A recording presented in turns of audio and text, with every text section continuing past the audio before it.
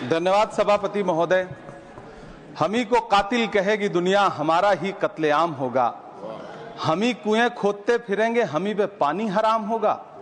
सभापति महोदय, सन 1947 में दिल्ली की जामा मस्जिद की तारीखी सीढ़ियों पर खड़े होकर के भारत रत्न मौलाना अबुल कलाम आजाद साहब ने कहा था कि मुसलमानों कहां जा रहे हो, यह है तुम्हारा मुल्क, यहां तुम्हारे आबाओ अजदाद की कब्रें हैं।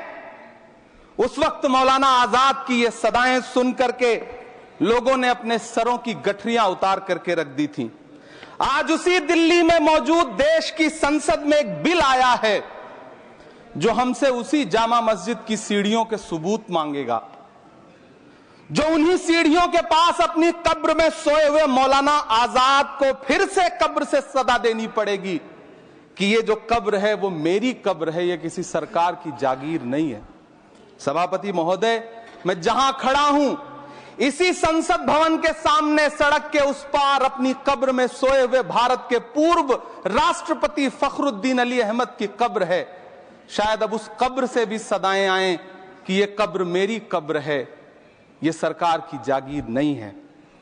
सभापति महोदय, मैं वक्फ कानूनों में किए जा रहे संविधान विरोधी बदलावों के खिलाफ बोलने के लिए खड़ा हुआ हूं। संविधान का आर्टिकल 14 हो, 29 हो, 30 हो, चीख चीख कर कहता है कि देश में सब बराबर के हकदार हैं। आर्टिकल 26 कहता है कि सबको अपने अपने मजहबी कामों के लिए मंदिर, मस्जिद, गिरजाघर, गुरुद्वारों का निर्माण करने का हक है और उसका रखरखाव का भी हक है। लेकिन डॉक्टर बाबा साहब अंबेडकर के संविधान को हर दिन कुचलने वाली ये सरकार देश के मुसलमानों से नफरत में इतनी अंधी हो गई है कि खुलेआम देश की संसद में देश सरकार के माइनॉरिटी मिनिस्टर साहब और होम मिनिस्टर साहब झूठ बोलते हैं और देश को गुमराह करते हैं। झूठ शब्द असत्य बोलते हैं। सरकार ने इस बिल का नाम उम्मीद रखा है। मंत्री जी कल से इसे देश के मुसलमानों के लिए नई उम्मीद बता रहे हैं। नहीं मंत्री जी, न तो यह बिल मुसलमानों के लिए नई उम्मीद है और न ही उम्मीद की नई किरण। सभापति महोदय, भाजपा ने पूरे देश में वक्फ के नाम पर कई सारे झूठ फैलाए हैं। आइए आज उनकी सच्चाई पर बात करते हैं। वक्फ ट्रिब्यूनल को ऐसे बताया जाता है जैसे वक्फ ट्रिब्यूनल कोई मजहबी खाप पंचायत हो। सभापति महोदय, जबकि सच्चाई यह है कि वक्फ ट्रिब्यूनल भी तो सरकारी न्यायिक विभाग है जिसमें सरकार द्वारा नियुक्त जज होते हैं, जिसमें प्रशासनिक अधिकारी होते हैं, कहीं ऊपर से थोड़ी आ गए।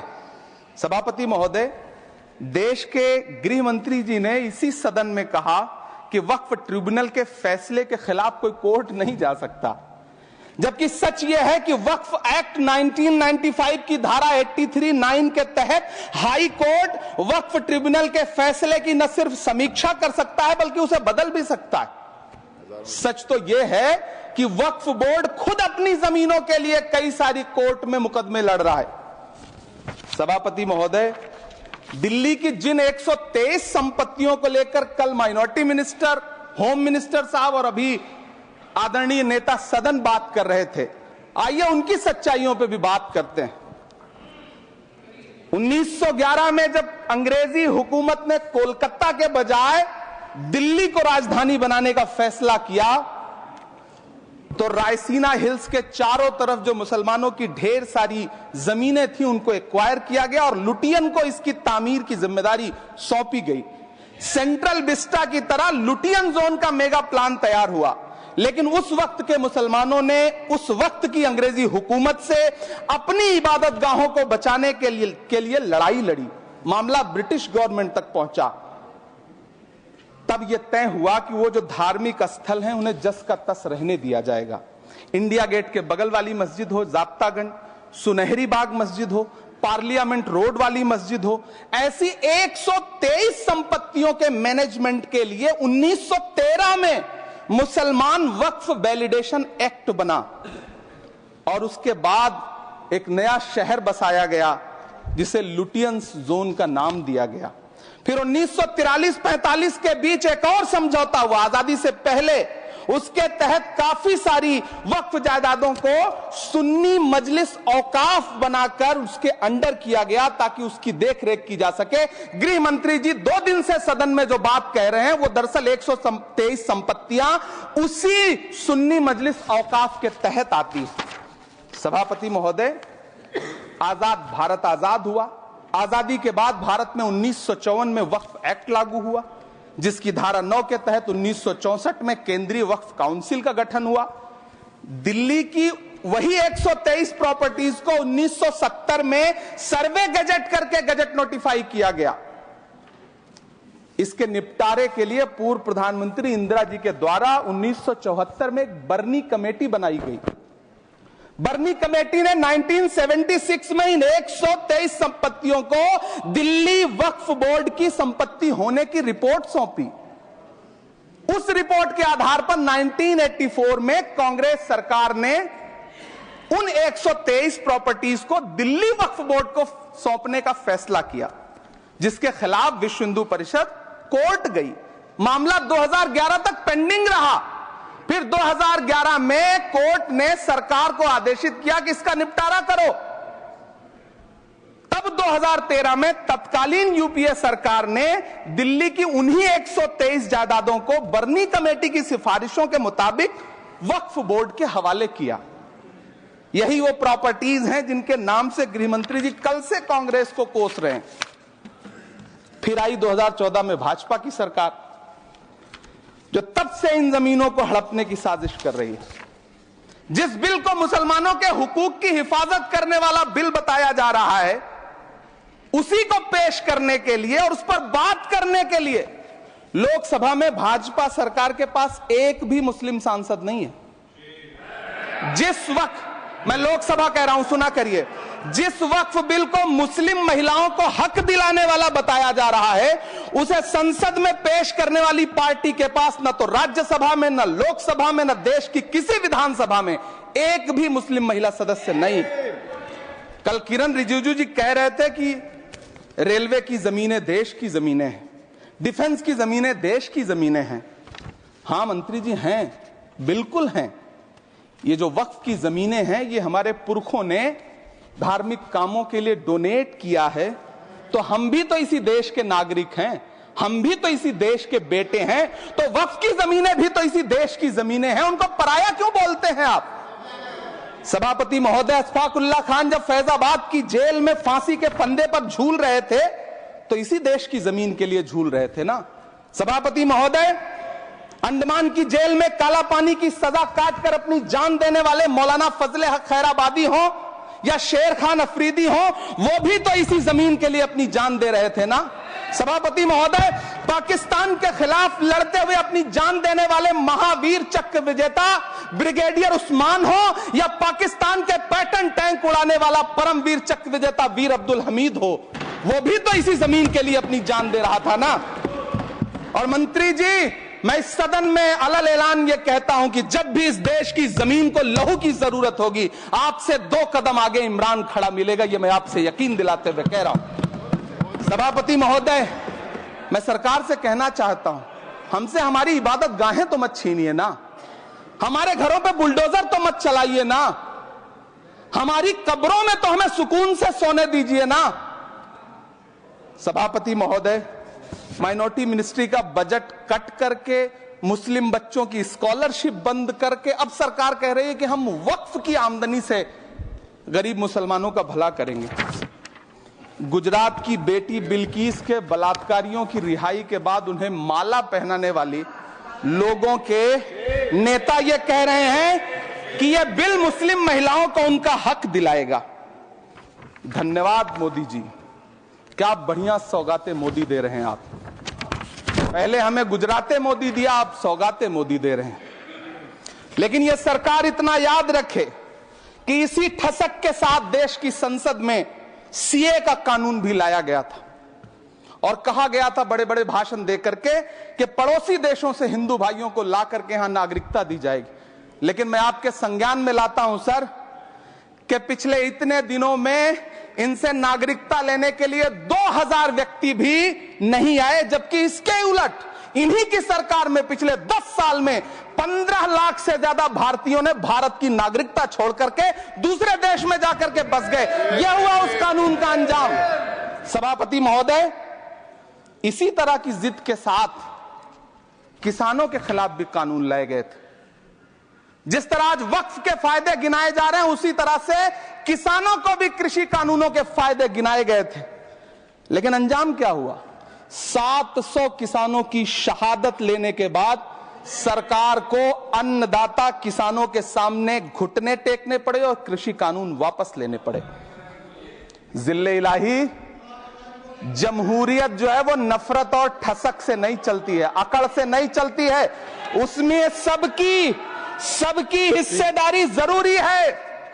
कल देश के माइनॉरिटी मिनिस्टर ने लोकसभा में खड़े होकर एक शेर सुनाया था कि मुझसे कोई बदगुमान न हो, तो मैं उन्हें एक शेर सुनाना चाहता हूं कि मैं आज जद पे हूं तो इतना खुशगुमान न हो, मैं आज जद पे हूं तो इतना खुशगुमान न हो, चराग सबके बुझेंगे हवा किसी की नहीं।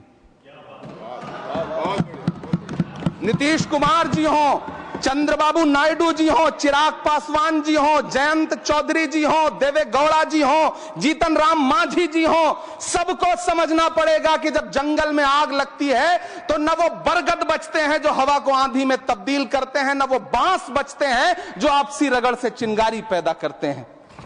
सभापति महोदय, जब देश को मनमोहन सिंह साहब जैसा काबिल प्रधानमंत्री मिलता है तो देश को आरटीआई जैसा एक्ट मिलता है, सेज जैसा एक्ट मिलता है, मनरेगा जैसा एक्ट मिलता है, लिबरलाइजेशन मिलता है, राइट टू एजुकेशन मिलता है, नेशनल फूड सिक्योरिटी एक्ट मिलता है।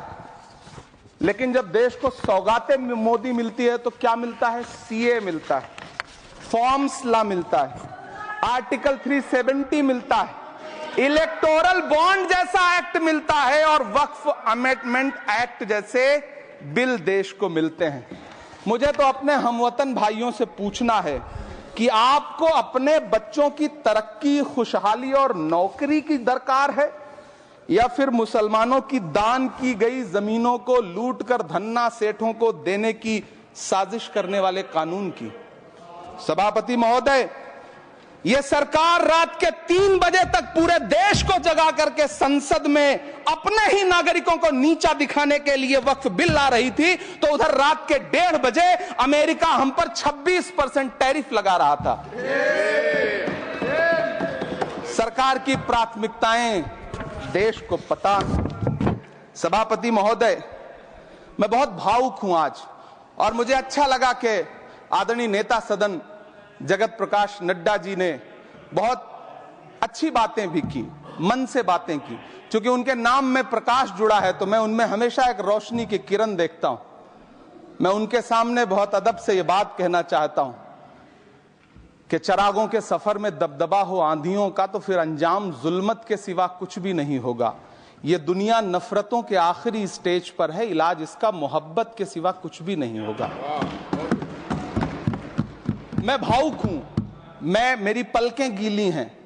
अगर देश की एक बहुत बड़ी आबादी को लगता है कि आप उसका भला करने के लिए नहीं बल्कि उनकी इबादतगाहों, उनकी कब्रिस्तानों, उनकी खानकाहों को बर्बाद करने का बिल ला रहे हैं, तो फिर आप अगर समझाने में नाकामयाब रहे हैं तो यह आपकी नाकामयाबी है। पहले समझाइए, उसके बाद कोई बिल लेकर के आइए, तब शायद हम आपका इतनी पुरजोर तरीके से विरोध ना करें। लेकिन सभापति महोदय, मैं अंत में सिर्फ इतना कहना चाहता हूं कि इस बिल में जो भी पॉइंट्स दिए गए हैं, बॉम्सी पोर्टल देख लीजिए, सरकार का झूठ आपको पकड़ में आ जाएगा। हम डरे नहीं हैं, हम सिर्फ सरकार से अपील कर रहे हैं कि हमें अपना समझिए। हम आपके अपने हैं, इस देश के नागरिक हैं और आप ताकत में हैं। संख्या बल के आधार पर बिल हो सकता है आप पास करा ले, लेकिन आपको यह बात समझनी पड़ेगी कि हम तो वो तारीख हैं, जहनों में रहना है जिसे, कागजी पुर्जे नहीं जो फाड़ डाले जाएंगे। जिस जमी पर मैं खड़ा हूं ये मेरी पहचान है। आप आंधी हैं तो क्या मुझको उड़ा ले जाएंगे?